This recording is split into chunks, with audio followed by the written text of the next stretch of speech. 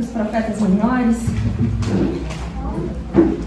Abacuque, capítulo 2.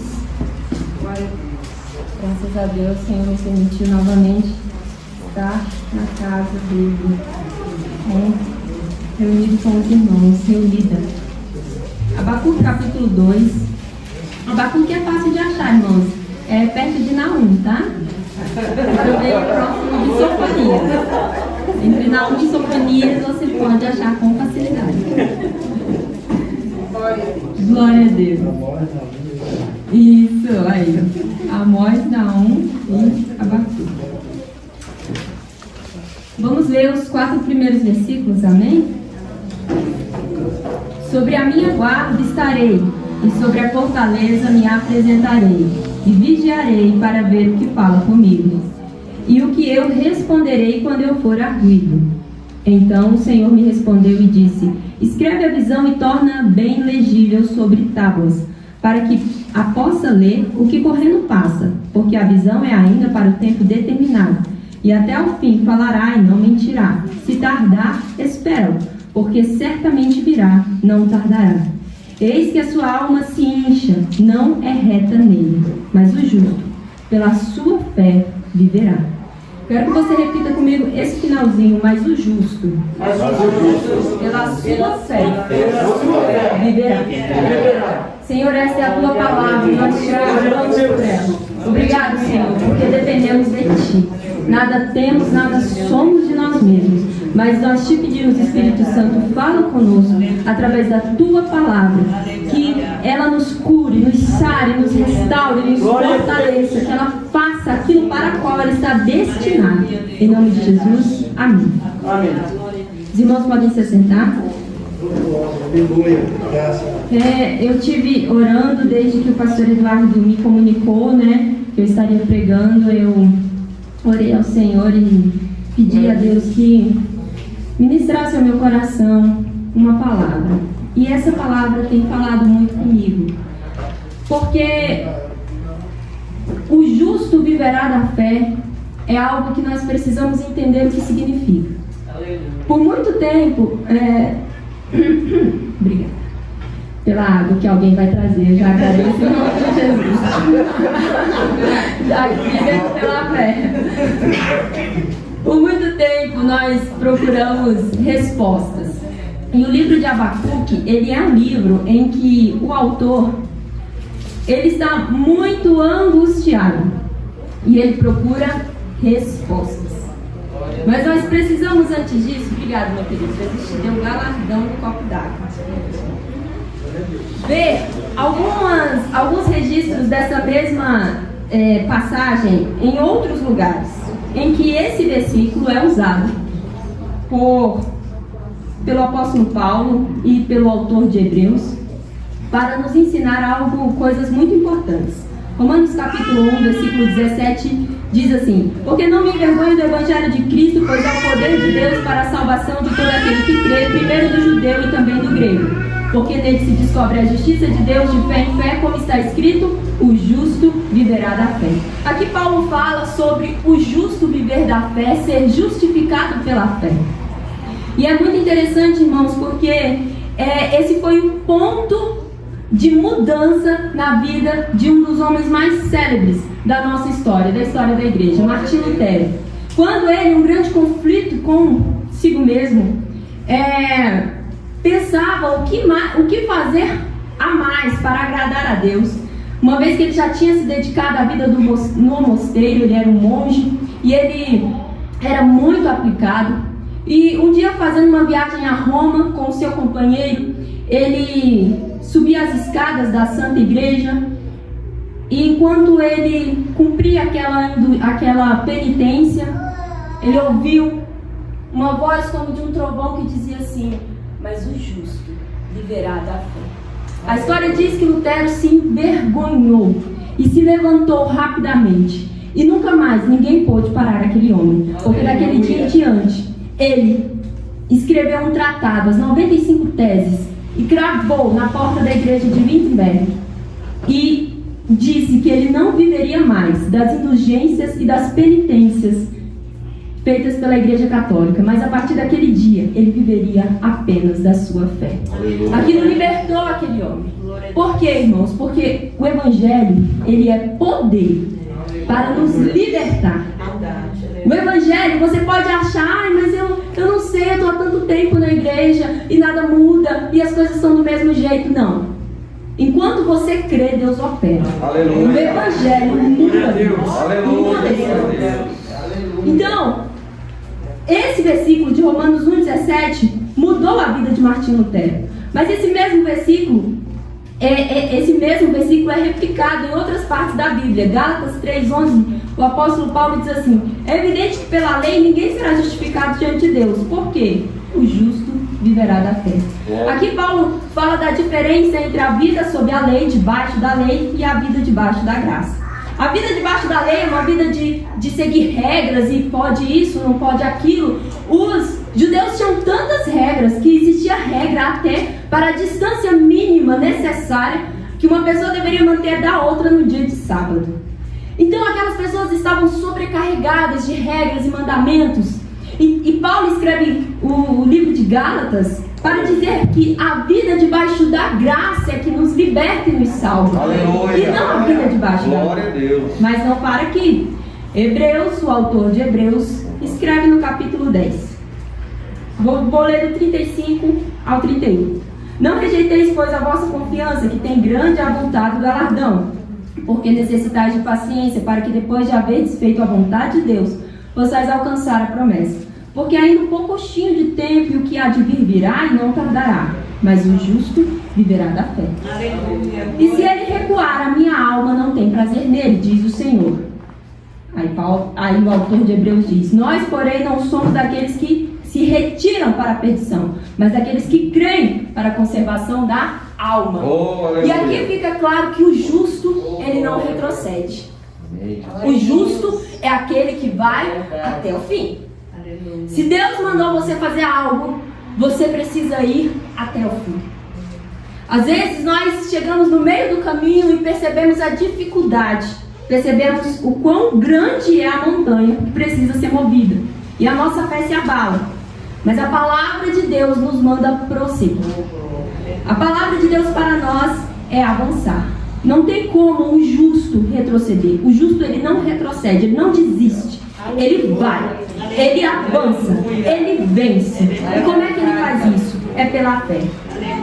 O escritor encoraja os seus leitores a não abandonarem a sua fé em tempos de perseguição, mas a mostrarem, por sua resistência, que a sua fé é real. Sabe o que a dificuldade nos mostra, irmãos? A perseguição, a luta, a tribulação, a provação. Ela nos mostra o caráter da fé que temos. Qual é o tipo de fé que nós temos? É uma fé genuína ou é uma fé que não é verdadeira, que se abala, que desiste? Aleluia. Porque o justo, ele vive da fé. Ele vive da confiança que ele tem no Senhor. Então ter fé significa descansar naquilo que Cristo fez por nós no passado, mas também significa confiar naquilo que Ele fez por nós no presente e o que Ele fará no futuro. Glória a Deus. Fé é uma condição de confiança total. É uma condição de dependência de Deus. É depender de Deus. Deus permite muitas vezes que cheguemos aos extremos de certas situações, para que a gente veja que é Ele e somente Ele. A Bíblia diz que Gideão, quando foi guerrear, ele tinha 32 mil homens. 32, pastor? Glória a Deus, aleluia. Obrigada. 32 mil homens. E o Senhor disse assim: manda embora os covardes. E aí você pode pensar: bom, num exército, né, de homens, aleluia, vai assim uns 100, 200. Glória, não, foram 22 mil. Santo Deus. Aí a coisa já se estreita, né? Porque a Bíblia diz que eram tantos inimigos que cobriam a terra. Bom, mas ainda tem 10 mil. Mas o Senhor disse: ainda tem muito. Tem muita gente, porque se o Senhor desse vitória com aqueles 10 mil, eles iam achar que era pela quantidade de soldados. E muitas vezes o Senhor nos deixa chegar a certos limites para que a gente veja que a vitória vem do Senhor. E é por isso que o justo vive pela fé. Porque o justo precisa ter testemunho para contar. Não é se não for assim. E aí, interessante que meditando nessa palavra, eu quis procurar a origem desse versículo, né? Desse tão famoso versículo. E a origem é justamente essa que nós lemos, o livro de Abacuque. Mas qual é o contexto desse livro? É o seguinte, irmãos.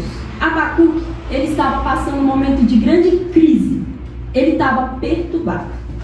Porque para todo lado que ele se virava, ele só via injustiça, maldade, corrupção, o ímpio prosperando em todos os seus caminhos, tudo dando certo, e o justo sofrendo, sendo injustiçado, o país numa corrupção imensa, e Abacuque naquela perturbação na sua mente, com a sua visão totalmente obscurecida pelo mal, pela perversidade que o cercava, ele desesperadamente busca a Deus.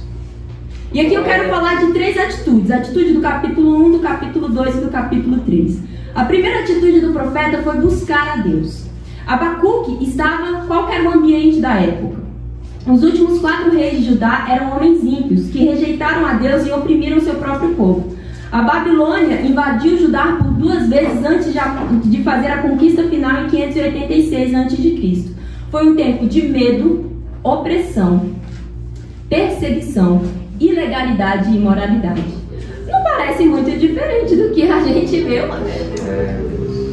E aquilo incomodou tanto o profeta, ele se sentiu tão revoltado, com tanta impiedade, que ele foi buscar o Senhor. O versículo 2 diz assim: até quando, Senhor, clamarei eu, e tu não me escutarás? Gritarei violência, e não salvarás. Por que razão me fazes ver a iniquidade, e ver a vexação, a vergonha? Porque a destruição e a violência estão diante de mim. Há também quem suscite a contenda e o litígio. Por esta causa a lei se afrouxa e a sentença nunca sai, porque o ímpio cerca o justo e sai o juízo pervertido. Abacuque estava vendo aquela situação de perversão da lei, da moral, e tudo estava errado. E ele não estava entendendo por que Deus parecia estar calado. Por que Deus não se movia? Por que o Senhor não vinha? Já que o profeta sabia quem era Deus. Por que essa indignação nele? Porque ele conhecia o Senhor. Ele sabia que Deus era um Deus justo, que odeia o pecado, e que ele vem e traz a justiça contra o mal. Mas por que ele ainda não tinha agido ali? E aí ele tem a primeira atitude que muda a circunstância e a situação que ele estava vivendo.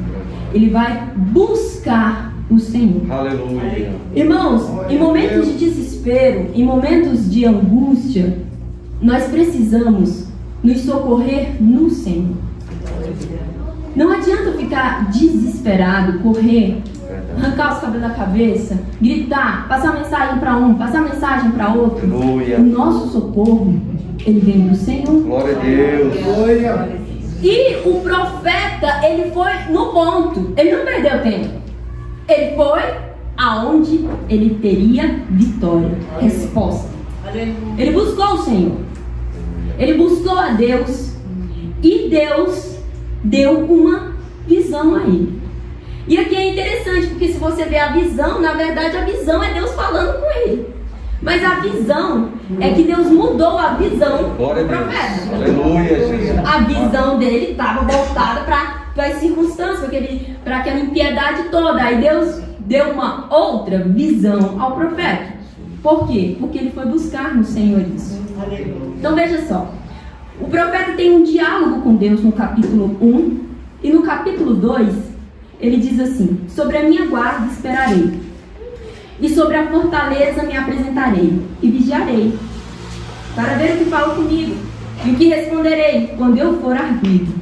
Então o Senhor me respondeu e disse: escreve a visão e torna bem legível sobre tábuas, para que a possa ler o que correndo passa. Porque a visão é ainda para tempo determinado, e até ao fim falará e não mentirá. Se tardar, espera, porque certamente virá, não tardará. Eis que a sua alma se incha, não é reta nele, a alma de quem? Do soberbo, do ímpio. Mas o justo, pela sua fé, viverá. Aleluia. O profeta, ele vai buscar a Deus. E ele toma uma atitude muito importante, que é a atitude 2. São só 3, tá? Atitude 2, que é ouvir a Deus. Muitas vezes, irmãos, nós até oramos, mas nossa oração é uma lista de queixas. E nos queixamos disso, porque aquilo, há quanto tempo eu estou orando, há quanto tempo não tenho respostas. O profeta diz assim: sobre a minha guarda estarei e sobre a fortaleza me apresentarei e vigiarei. Há quanto tempo você não ouve a Deus sobre o seu problema, sobre a sua situação? Veja, estar em guarda, o atalaia e a torre de vigia são símbolos frequentemente usados pelos profetas para mostrar uma atitude de expectativa, ou seja, de aguardo. São retratos da atitude paciente e observadora de Abacuque, que aguardava a resposta de Deus.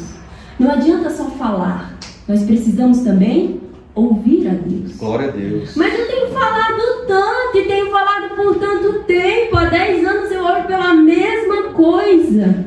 Então agora você precisa meditar, se você tem parado para ouvir a Deus.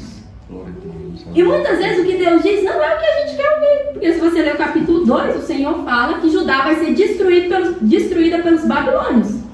Que a impiedade de Judá vai ser cobrada por um povo que é pior do que eles. Que se eles pensam que conhecem o que é pecado, Babilônia vai vir para dar um show neles. E mostrar o que é maldade, impiedade e pecado. Mas o Senhor respondeu. Aleluia. Glória a Deus. E isso trouxe alívio ao profeta. Porque ele viu que Deus não estava inerte a toda aquela perversidade, a todo aquele mal. Deus estava falando e mostrando que ele julgaria tanto Judá quanto a Babilônia. A Babilônia seria um instrumento de Deus, mas depois o castigo dela viria também.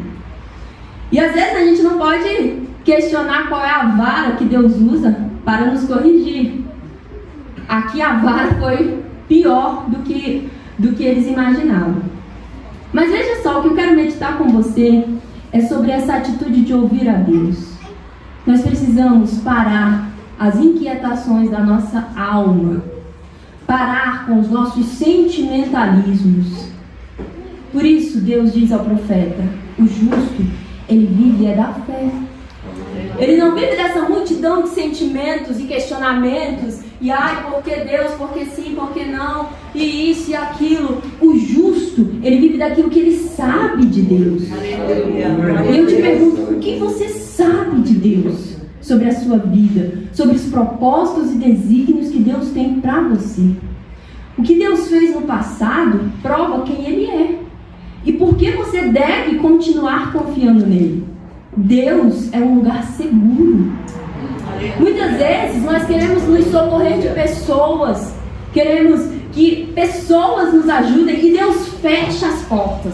Deus fecha as portas para a gente entender que se o Senhor não edificar a casa, Aleluia, em vão é inútil os que trabalham, os que edificam. E o que o profeta fez aqui? Ele foi para o Senhor. Ele foi buscar socorro no Senhor. Ele não estava entendendo nada, mas ele sabia que em Deus havia glória a resposta. Deus. Eu quero dizer que nessa noite em Deus há resposta.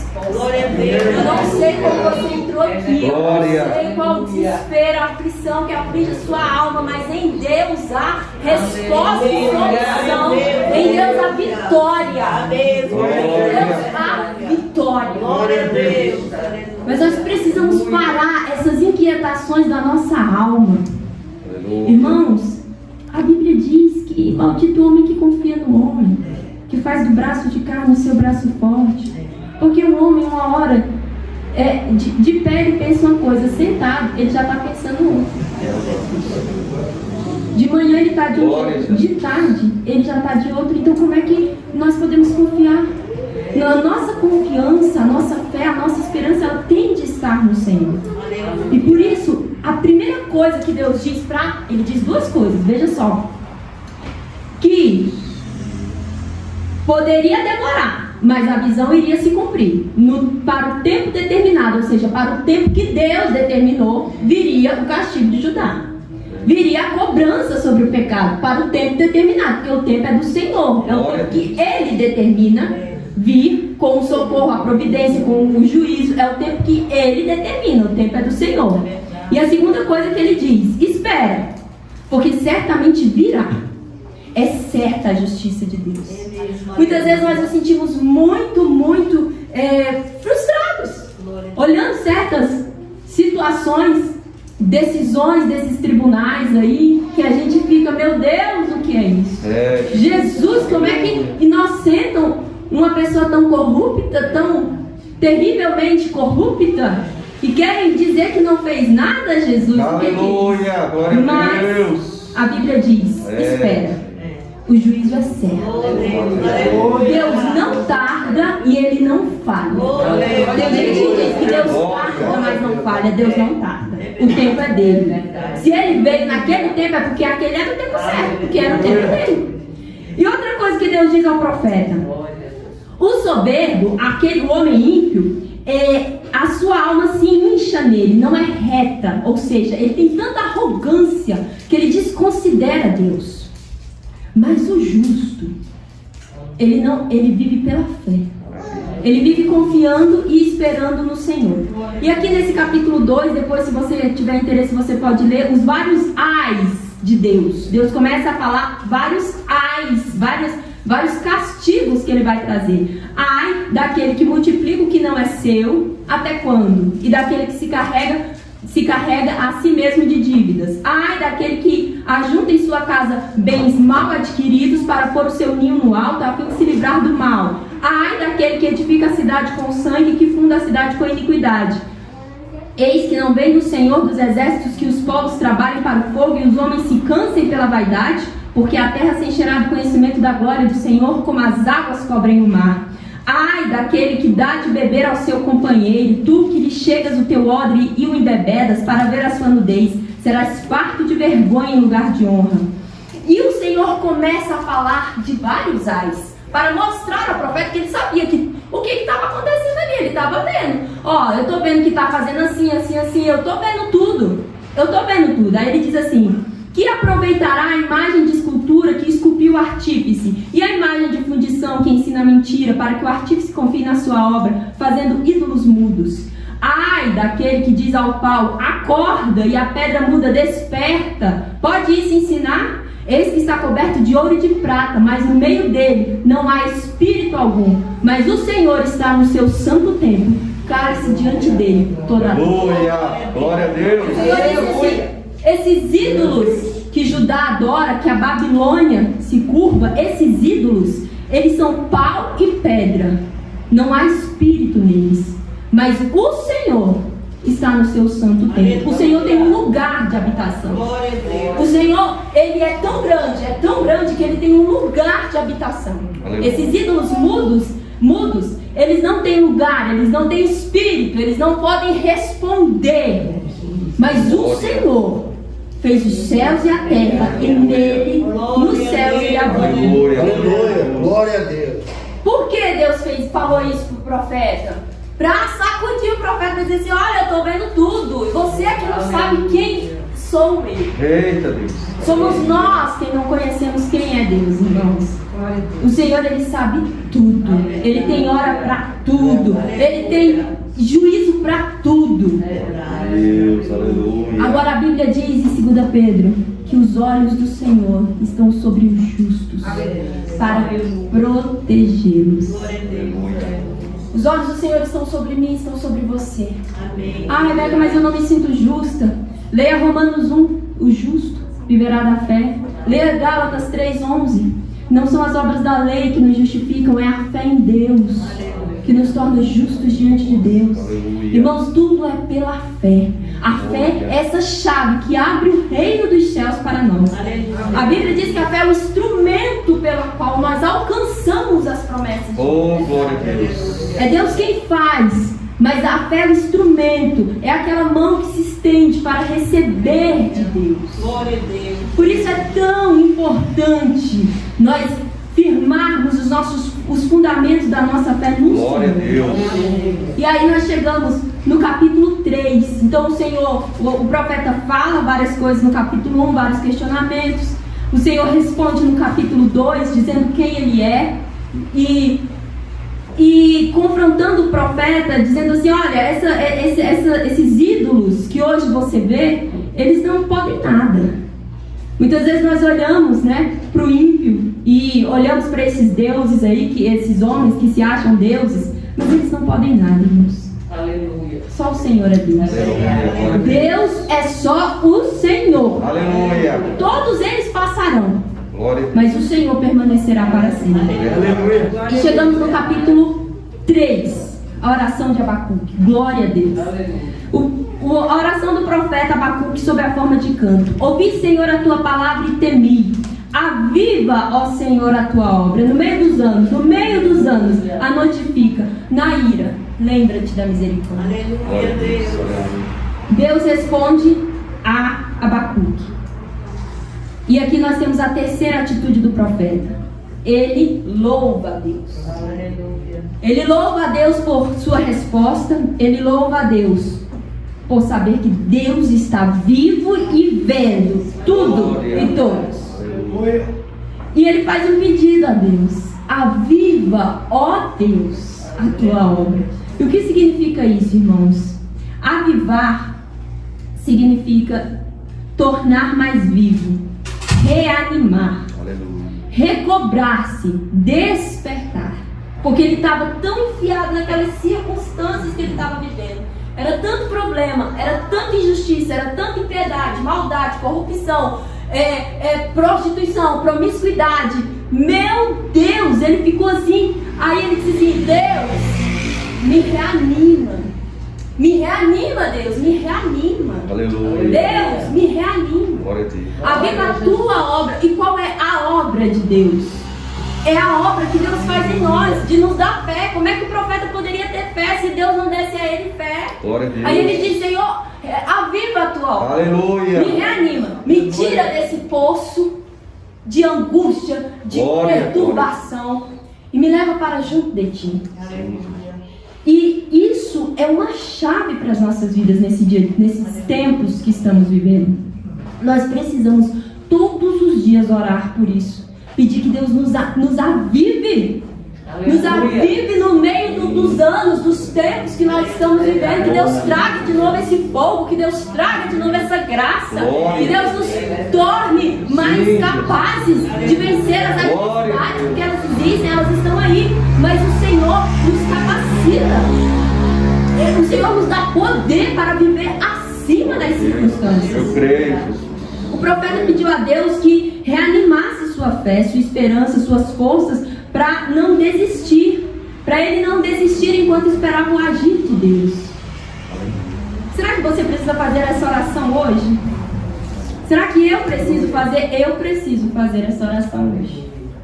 Eu preciso fazer essa oração hoje. Eu preciso que Deus me reanime, Aleluia. para que eu possa esperar com fé. Eu creio. Para que eu não venha desistir, que o Senhor me ajude a tirar os meus olhos das dificuldades e olhar para Ele. Foi isso que o Senhor fez com o Glória a profeta. Deus. Glória a Deus. Os sentimentos do profeta estavam muito confusos, estavam uma bagunça dentro dele. Mas o Senhor disse: olha, os seus sentimentos, eles não vão ser controlados pelos eventos à sua volta. Eles serão controlados pela fé que você tem em mim. Então é a fé que nós temos em Deus que deve controlar a nossa vida, nossas emoções. Essa certeza que Deus nos ama, Ele vai cuidar de nós, e Ele está no controle de todas as coisas. Glória a Deus. E por causa disso, aqui no finalzinho, o profeta pôde louvar a Deus. Versículo 17: porquanto ainda que a figueira não floresça, nem haja fruto na vide, o produto da oliveira minta, e os campos não produzam mantimentos, as ovelhas da malhada sejam arrebatadas e nos currais não haja vacas. O que significa isso? Estava dizendo assim, ó: Deus, ainda que haja um fracasso total nas colheitas e eu venha passar fome, necessidade,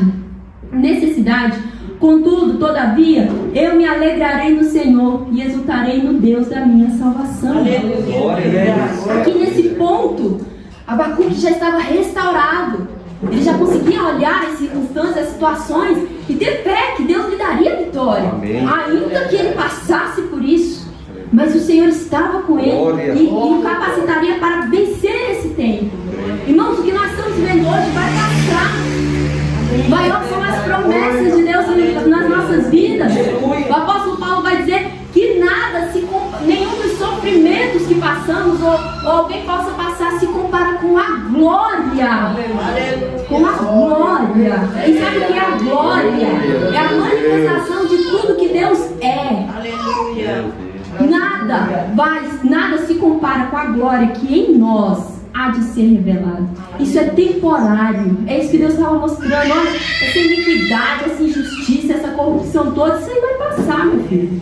Isso aí vai passar. O que permanece é a sua fé, é a sua esperança, é a sua confiança, é a certeza de que Deus vai agir, que Ele vai intervir, que você vai ter vitória. É isso que permanece. É importante. E aí você entende o que, irmãos? Que Deus, Ele está dizendo aqui para o profeta que, estou acabando, Deus é a força. Aleluia. E Ele é a fortaleza, é a salvação do profeta. Então, veja só, é importante continuar nos alegrando no Senhor. Talvez hoje você não tenha muito no que se alegrar. Talvez hoje a sua vida, as suas circunstâncias estejam muito difíceis. Mas é importante você continuar se alegrando no Senhor. Por quê? Porque Neemias 8:10 diz que a alegria do Senhor é a nossa força. Deus se alegra. Deus não está triste, desesperado em algum lugar no céu, procurando onde se esconder de mim, de você, porque o mundo está bem assim, muito complicado. Não, Deus está no seu trono e tudo está sob controle, irmão. Ele tem controle de tudo. Agora Ele quer que você tenha esse controle também. Sobre os seus próprios sentimentos, sobre a sua mente, sobre as suas circunstâncias. É importante continuar nos alegrando na dificuldade, porque a alegria do Senhor é a nossa força. A depressão, o medo, o desespero só nos enfraquecem, mas uma atitude positiva e encontrar algo para nos alegrar acrescenta energia às nossas vidas. E aí nós temos coragem de enfrentar mais um dia, mais uma semana, mais um desafio. Então encontre algo em que se alegrar. E se você não tiver nada para se alegrar, aparente, porque nós sempre temos, né, irmãos? O estar respirando, ter alimento, ter uma casa, ter uma família, são várias coisas. O problema é que a gente às vezes fecha os olhos para certas coisas e só abre para as reclamações. Mas veja, mesmo que você não possa encontrar algo com que se alegrar ou se regozijar, você pode fazê-lo por meio do seu relacionamento com o Senhor. Ele é a sua alegria e não as circunstâncias que o cercam. E aqui eu termino. Declaro que diz Salmo 18, versículo 1. O Senhor é a minha força, o poder que me salva, a minha fortaleza, o meu libertador, o meu rochedo em que me refugio. Ele é o meu escudo e o poder que me salva. Que o Senhor possa nos fortalecer, possa avivar a nossa fé.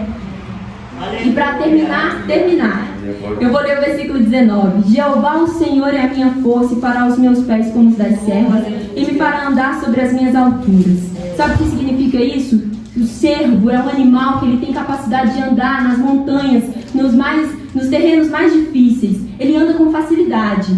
E por que o profeta diz isso? Porque ele está dizendo assim: olha, o Senhor me fará andar assim, acima das minhas dificuldades. E o Senhor me dará pés como os de um cervo, me dará habilidade.